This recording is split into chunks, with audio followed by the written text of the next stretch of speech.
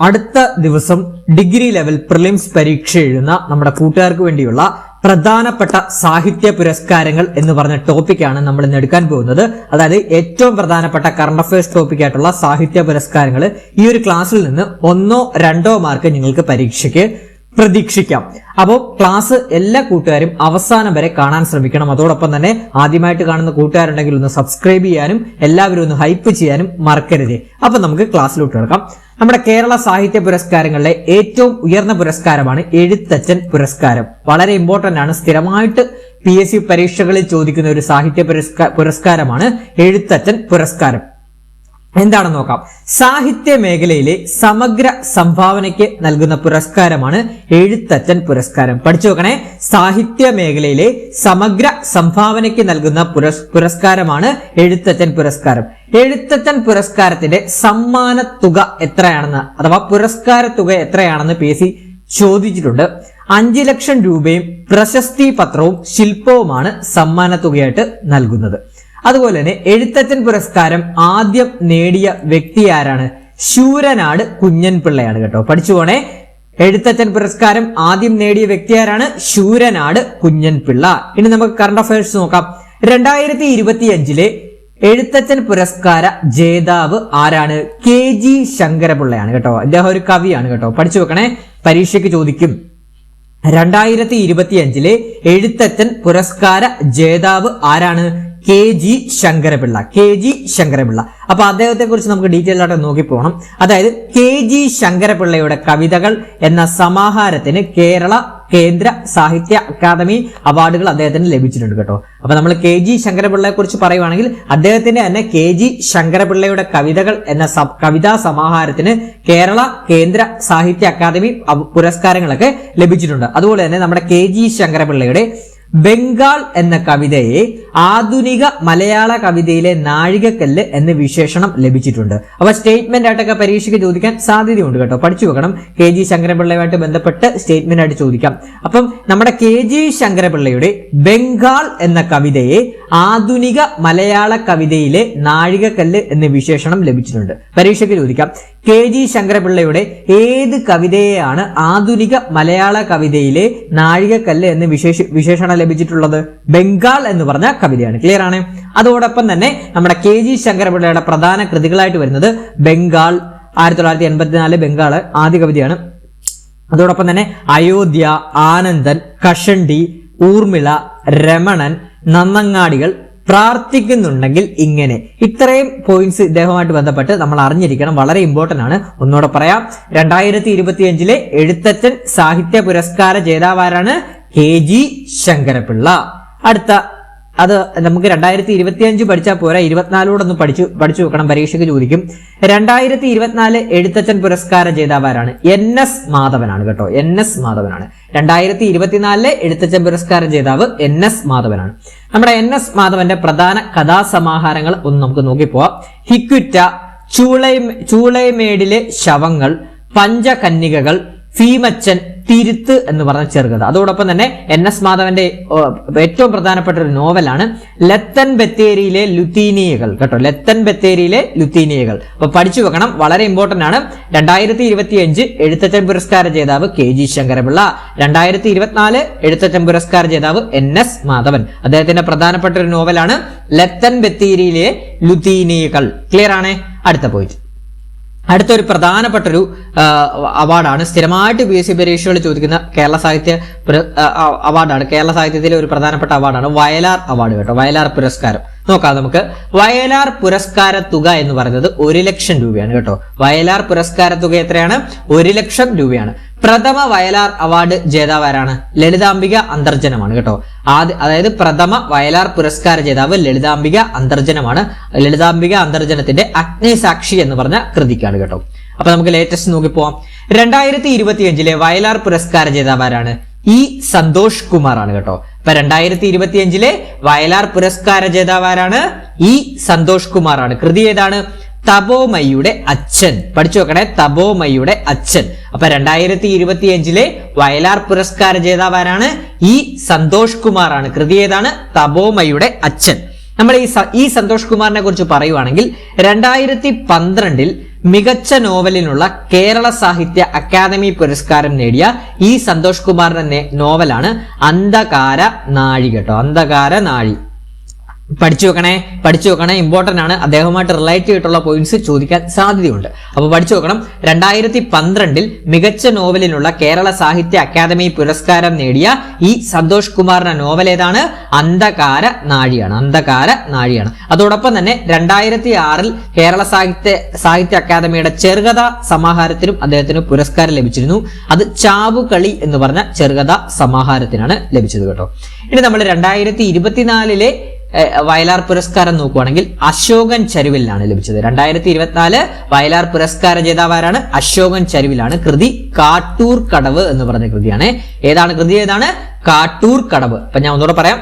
2024 വയലാർ പുരസ്കാര ജേതാവ് അശോകൻ ചരുവിൽ, കൃതി കാട്ടൂർ കടവ്. 2025 വയലാർ പുരസ്കാര ജേതാവ് ഇ സന്തോഷ് കുമാർ, കൃതി തപോമയുടെ അച്ഛൻ.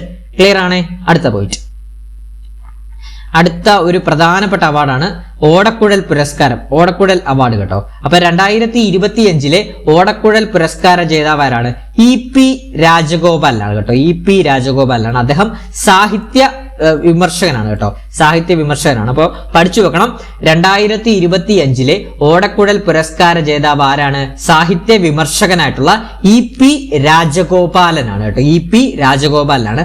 അദ്ദേഹത്തിന്റെ തന്നെ ഉൾക്കഥ എന്ന സാഹിത്യ വിമർശന ഗ്രന്ഥത്തിനാണ് പുരസ്കാരം ലഭിച്ചത്. പഠിച്ചു വെക്കണേ, വളരെ ഇമ്പോർട്ടന്റ് ആണ്. പഠിച്ചു വെക്കണം. 2025 ഓടക്കുഴൽ പുരസ്കാര ജേതാവ് ആരാണ്? EP രാജഗോപാലാണ്. കൃതി ഏതാണ്? അദ്ദേഹത്തിന്റെ ഉൾക്കഥ എന്ന സാഹിത്യ വിമർശന ഗ്രന്ഥത്തിനാണ് 2025 ഓടക്കുഴൽ പുരസ്കാരം ലഭിച്ചത്. ഒന്നുകൂടെ പറയാം. 2025 ഓടക്കുഴൽ പുരസ്കാര ജേതാവ് ആരാണ്? EP രാജഗോപാലൻ. കൃതി ഏതാണ്? ഉൾക്കഥ എന്ന സാഹിത്യ വിമർശന ഗ്രന്ഥത്തിനാണ് ഈ ഒരു പുരസ്കാരം ലഭിച്ചത്. ക്ലിയർ ആണ്? അതോടൊപ്പം തന്നെ 2024 ഓടക്കുഴൽ പുരസ്കാര ജേതാവ് K അരവിന്ദാക്ഷനാണ്. കൃതി ഗോപയാണ് കേട്ടോ. പഠിച്ചു നോക്കണേ. 2024 ഓടക്കുഴൽ പുരസ്കാര ജേതാവാരാണ്? K അരവിന്ദാക്ഷനാണ്. കൃതി ഗോപയാണ്. അതുപോലെ തന്നെ K അരവിന്ദാക്ഷന്റെ പ്രധാന കൃതികൾ ഒന്ന് അറിഞ്ഞിരിക്കണം. തിരുത്തുക, ഗോപ, നിലാവിന്റെ വിരലുകൾ, ജീവപര്യന്തം, സാക്ഷി എന്നീ കൃതികളാണ്. ഞാൻ ഒന്നുകൂടെ പറയാം. 2024 ഓടക്കുഴൽ പുരസ്കാര ജേതാവ് K അരവിന്ദാക്ഷൻ, കൃതി ഗോപ. 2025 ഓടക്കുഴൽ പുരസ്കാര ജേതാവ് സാഹിത്യ വിമർശകനായിട്ടുള്ള EP രാജഗോപാലനാണ്. അദ്ദേഹം കൃതി ഏതാണ്? സാഹിത്യ വിമർശന ഗ്രന്ഥമായിട്ടുള്ള ഉൾക്കഥയാണ് കൃതിയായിട്ട് വരുന്നത്. ക്ലിയർ ആണ്? അടുത്ത പ്രധാനപ്പെട്ട ഒരു സാഹിത്യ പുരസ്കാരമാണ്, സ്ഥിരമായിട്ട് PSC പരീക്ഷകളിൽ ചോദിക്കുന്ന ഒരു പുരസ്കാരമാണ് നമ്മുടെ ഹരിവരാസന പുരസ്കാരം കേട്ടോ. ഹരിവരാസന പുരസ്കാരം.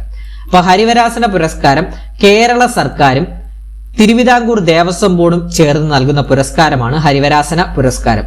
2026 ഹരിവരാസന പുരസ്കാര ജേതാവാരാണ്? നാദസ്വര വിദ്വാൻ തിരുവിഴ ജയശങ്കർ ആണ് കേട്ടോ. പഠിച്ചു നോക്കണേ. 2026 ഹരിവരാസന പുരസ്കാര ജേതാവാരാണ്? നാദസ്വര വിദ്വാൻ തിരുവിഴ ജയശങ്കർ. 2025 ഹരിവരാസന പുരസ്കാര ജേതാവ് കൈതപ്രം ദാമോദരൻ നമ്പൂതിരി. 2025 ഹരിവരാസന പുരസ്കാര ജേതാവാരാണ്? കൈതപ്രം ദാമോദരൻ നമ്പൂതിരി. 2024 ഹരിവരാസന പുരസ്കാര ജേതാവ് വീരമണി ദാസനാണ്. ഞാൻ ഒന്നുകൂടെ പറയാം. 2024 ഹരിവരാസന പുരസ്കാര ജേതാവ് വീരമണിദാസൻ. 2025 ഹരിവരാസന പുരസ്കാര ജേതാവ് കൈതപ്രം ദാമോദരൻ നമ്പൂതിരി. 2026 ഹരിവരാസന പുരസ്കാര ജേതാവ് നാദസ്വര വിദ്വാൻ തിരുവിഴ ജയശങ്കർ. ക്ലിയർ ആണ്? വളരെ ഇമ്പോർട്ടന്റ് ആണ്. ഹരിവരാസന പുരസ്കാരം സ്ഥിരമായിട്ട് PSC പരീക്ഷകളിൽ ചോദിക്കുന്നതാണ്. അതോടൊപ്പം തന്നെ നമ്മുടെ ക്ലാസ് കണ്ടുകൊണ്ടിരിക്കുന്ന കൂട്ടുകാരുണ്ടെങ്കിൽ ഒന്ന് ലൈക്ക് ചെയ്യാനും മറക്കരുതേ. അടുത്തൊരു പ്രധാനപ്പെട്ട ഒരു പുരസ്കാരമാണ് JCB പുരസ്കാരം കേട്ടോ. JCB പുരസ്കാരം നമുക്ക് നോക്കാം. 2024 JCB പുരസ്കാരം ലഭിച്ചത് ഉപമന്യു ചാറ്റർജിക്കാണ് കേട്ടോ. 2024 JCB പുരസ്കാര ജേതാവാരാണ്? ഉപമന്യു ചാറ്റർജിയാണ്. കൃതി എന്ന് പറഞ്ഞാൽ Lorenzo searches for the meaning of life കേട്ടോ. Lorenzo searches for the meaning of life എന്ന പറഞ്ഞ കൃതിക്കാണ് 2024 JCB പുരസ്കാരം ഉപമന്യു ചാറ്റർജിക്ക് ലഭിച്ചത്. 2023 JCB പുരസ്കാരം പെരുമാൾ മുരുകനാണ് കേട്ടോ. പെരുമാൾ മുരുകനാണ്. കൃതി ഫയർ ബേർഡ് എന്ന് പറഞ്ഞ വിവർത്തന ഗ്രന്ഥത്തിനാണ്. അതുപോലെ തന്നെ JCB പുരസ്കാരം ഇപ്പം നിലവിൽ ഇല്ല കേട്ടോ. അതായത് 2025 JCB ലിറ്ററേച്ചർ ഫൗണ്ടേഷൻ പുരസ്കാരം നിർത്തലാക്കിയതായി സ്ഥിരീകരിച്ചു കേട്ടോ. അപ്പൊ 2025 ആയപ്പോഴത്തേനും നിർത്തലാക്കി. ഇനി എങ്ങനെ നമ്മളോട് പരീക്ഷയ്ക്ക് ചോദിക്കാൻ സാധ്യതയുള്ളത് 2024 JCB പുരസ്കാരമായിരിക്കും. അതൊന്ന് പഠിച്ചു നോക്കണേ. 2024 JCB പുരസ്കാര ജേതാവ് ഉപമന്യു ചാറ്റർജിയാണ്. അടുത്തൊരു പ്രധാനപ്പെട്ട അവാർഡിലോട്ട് പോകുന്നതിന് മുമ്പ് നമ്മുടെ കറണ്ട് അഫയേഴ്സ് ബാച്ചിന്റെ കാര്യം ജസ്റ്റ് ഒന്ന് പറയണം. നമ്മളൊരു daily 1 hour current affairs batch നമ്മൾ സ്റ്റാർട്ട് ചെയ്തിട്ടുണ്ട് ടെലഗ്രാമിൽ. എല്ലാ ദിവസവും വൈകുന്നേരം 7:30 മുതൽ 8:30 വരെ നീണ്ടിരിക്കുന്ന ഒരു ക്ലാസ് ആണ് നമ്മൾ സ്റ്റാർട്ട് ചെയ്തിട്ടുള്ളത്. ടെലഗ്രാമിലാണ് ക്ലാസ്സസ് വരുന്നത്. അപ്പം ലൈവ് പ്ലസ് റെക്കോർഡ് ക്ലാസ്സസ് ആണ്. 1 hour ലൈവ് സെക്ഷൻ ആണ്. ലൈവ് അറ്റൻഡ് ചെയ്യാൻ സാധിച്ചില്ല എന്നുണ്ടെങ്കിൽ റെക്കോർഡർ സെക്ഷൻ ഗ്രൂപ്പിൽ ഇടുന്നതാണ്. അതോടൊപ്പം തന്നെ PDF നോട്ട്സ്, വീക്കിലി മോക്ക് ടെസ്റ്റുകൾ, റിവിഷൻ ഓറിയന്റഡ് ക്ലാസ് ആണ്. അതായത് ടോപ്പിക് വൈസ് ആയിട്ടാണ് നമ്മൾ കറണ്ട് അഫയേഴ്സ് പഠിപ്പിച്ചു പോകുന്നത്.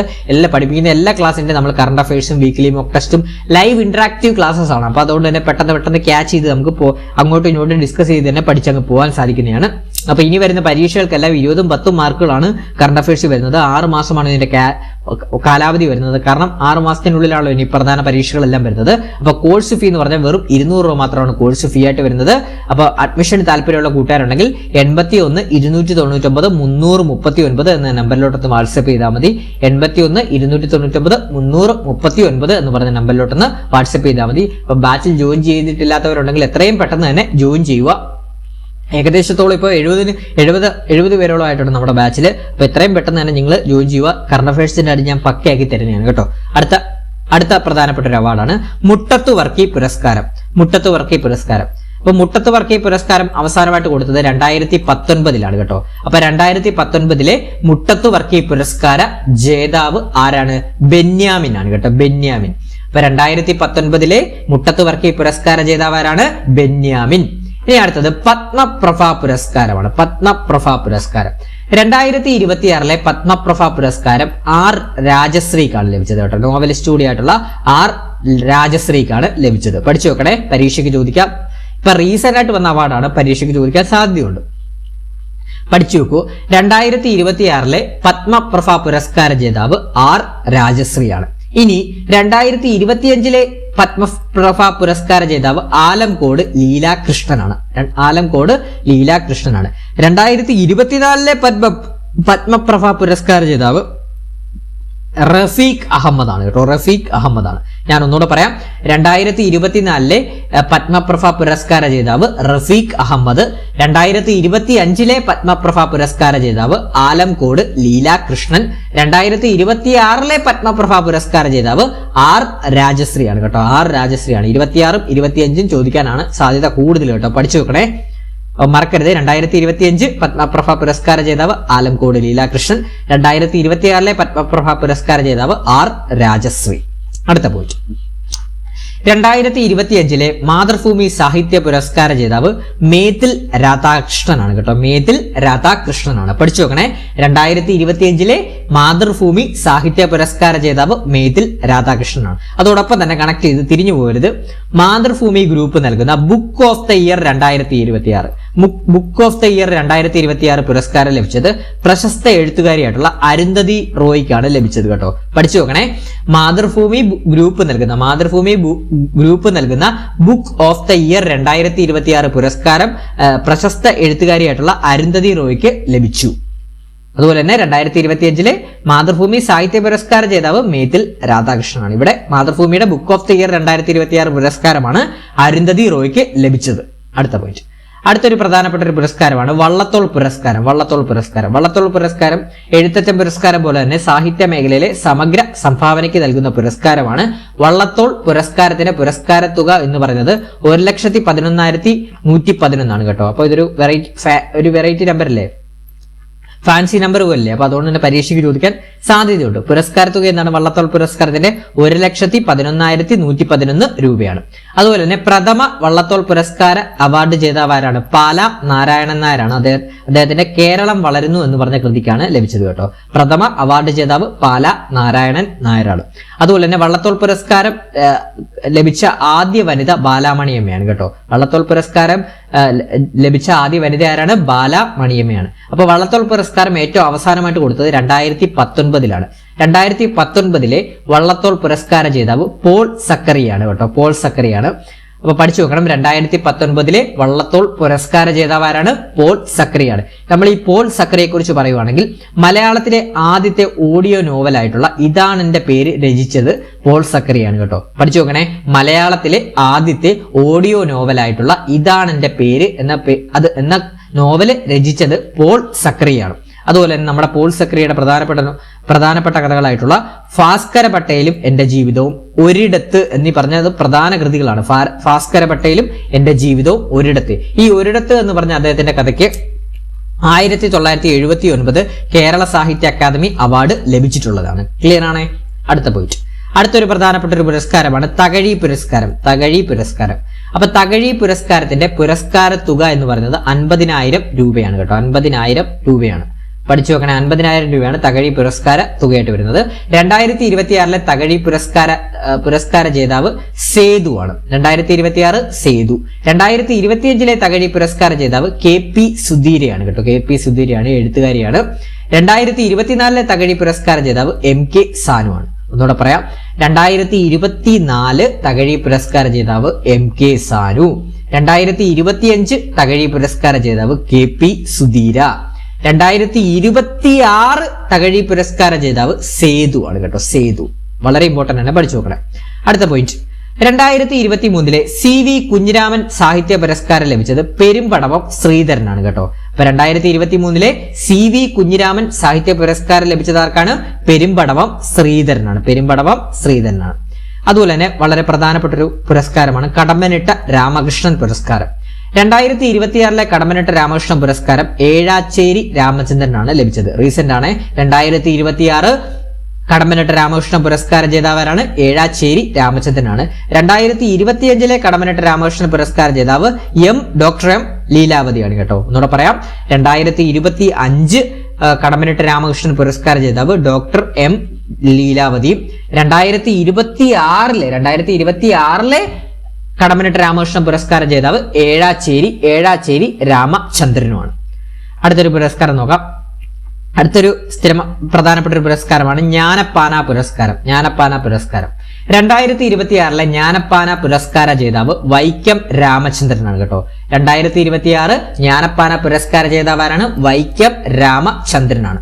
2025 ജ്ഞാനപ്പാന പുരസ്കാര ജേതാവ് പ്രൊഫസർ വി മധുസൂദനൻ നായരാണ് കേട്ടോ. ഇമ്പോർട്ടന്റ് ആണ്, പഠിച്ചു വെക്കണം. 2025 ജ്ഞാനപ്പാന പുരസ്കാര ജേതാവ് പ്രൊഫസർ വി മധുസൂദനൻ നായർ. 2026 ജ്ഞാനപ്പാന പുരസ്കാര ജേതാവ് വൈക്കം രാമചന്ദ്രനാണ്. 2025 ONV സാഹിത്യ പുരസ്കാര ജേതാവ് പ്രഭാവർമ്മയാണ് കേട്ടോ. കവിയായിട്ടുള്ള പ്രഭാവർമ്മയാണ്. 2025 ONV സാഹിത്യ പുരസ്കാര ജേതാവാരാണ്? പ്രഭാവർമ്മയാണ്. അതോടൊപ്പം തന്നെ 2025 ONV യുവ കവി പുരസ്കാരം ലഭിച്ചത് അമൃത ദിനേശ് എന്ന് പറഞ്ഞ കവയിത്രിക്കാണ് കേട്ടോ. അതോടൊന്ന് കണക്ട് ചെയ്ത് പഠിച്ചോടെ, രണ്ടും തമ്മിൽ തിരിഞ്ഞു പോരുത്. 2025 ONV സാഹിത്യ പുരസ്കാര ജേതാവ് പ്രഭാവർമ്മയ്ക്കും 2025 ONV യുവ കവി പുരസ്കാരം ലഭിച്ചത് അമൃത ദിനേശിനുമാണ്. അടുത്ത പോയിന്റ്. മലയാറ്റൂർ ഫൗണ്ടേഷൻ ഏർപ്പെടുത്തിയ പ്രഥമ സമഗ്ര സംഭാവന പുരസ്കാരം ലഭിച്ചത് അരുന്ധതി റോയ്ക്കാണ് കേട്ടോ. പഠിച്ചു നോക്കണേ.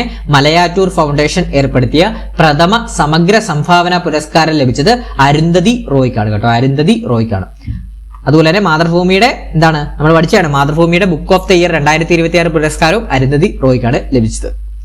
അടുത്തൊരു പോയിന്റ് ആണ് കേന്ദ്ര സാഹിത്യ അക്കാദമി പുരസ്കാരം 2025. പഠിച്ചു നോക്കണേ. അതുമായിട്ട് ബന്ധപ്പെട്ട മലയാളികളെയാണ് പരീക്ഷയ്ക്ക് ചോദിക്കുന്നത്. അപ്പം കേന്ദ്ര സാഹിത്യ അക്കാദമി പുരസ്കാരം 2025 മലയാളം വിഭാഗത്തിലെ പുരസ്കാരം ലഭിച്ചത് N പ്രഭാകരനാണ് കേട്ടോ. N പ്രഭാകരനാണ്. അദ്ദേഹത്തിന്റെ കൃതി മായാ മനുഷ്യർ എന്ന് പറഞ്ഞ കൃതിക്കാണ് ലഭിച്ചത്. അതുകൊണ്ട് തന്നെ മലയാളം വിഭാഗത്തിലെ യുവ പുരസ്കാരം ലഭിച്ചത് അഖിൽ P ധർമ്മജനാണ്. ലഭിക്കാനിടയായിട്ടുള്ള അദ്ദേഹത്തിന്റെ നോവലാണ് റാം കെയർ ഓഫ് ആനന്ദിയാണ്. യുവ പുരസ്കാരം മലയാളം വിഭാഗത്തിൽ അഖിൽ P ധർമ്മജനും അതുപോലെ തന്നെ കേന്ദ്ര സാഹിത്യ അക്കാദമി പുരസ്കാരം 2025 മലയാളം വിഭാഗത്തിൽ ലഭിച്ചത് N പ്രഭാകരൻ, കൃതി മായാ മനുഷ്യൻ. യുവ പുരസ്കാരം മലയാളം വിഭാഗത്തിൽ Akhil P Dharmajan, novel Ram care of ആനന്ദിയാണ്. അതോടൊപ്പം തന്നെ ബാലസാഹിത്യ പുരസ്കാരം മലയാളം വിഭാഗത്തിൽ ലഭിച്ചത് ശ്രീജിത്ത് മൂത്തേടത്തിനാണ്. കൃതി പെൻഗിനുകളുടെ വൻകരയിൽ എന്ന നോവലിനാണ്. അടുത്തത് കേരള സാഹിത്യ അക്കാദമി അവാർഡ് 2024 അവസാനമായിട്ട് പ്രഖ്യാപിക്കുകയാണ്. അപ്പം കേരള സാഹിത്യ അക്കാദമി അവാർഡ് 2024 നോവൽ വിഭാഗത്തിൽ പുരസ്കാരം ലഭിച്ചത് GR ഇന്ദുഗോപനാണ്. ആനോ എന്ന് പറഞ്ഞ നോവലിനും. അതുപോലെ തന്നെ കവിത വിഭാഗത്തിൽ ലഭിച്ചത് അനിത തമ്പിക്കുമാണ് കേട്ടോ. അനിത തമ്പി. കൃതി എന്ന് പറഞ്ഞു കഴിഞ്ഞാൽ മുരിങ്ങ വാഴ കറിവേപ്പ് എന്ന് പറഞ്ഞ കൃതിക്കും. ചെറുകഥ വിഭാഗത്തിൽ വി ഷിനിലാൽ കേട്ടോ. ചെറുകഥ വി ഷിനിലാൽ. ഗരിസപ്പ അരുവി അഥവാ ഒരു ജലയാത്ര എന്ന ചെറുകഥയ്ക്കാണ്.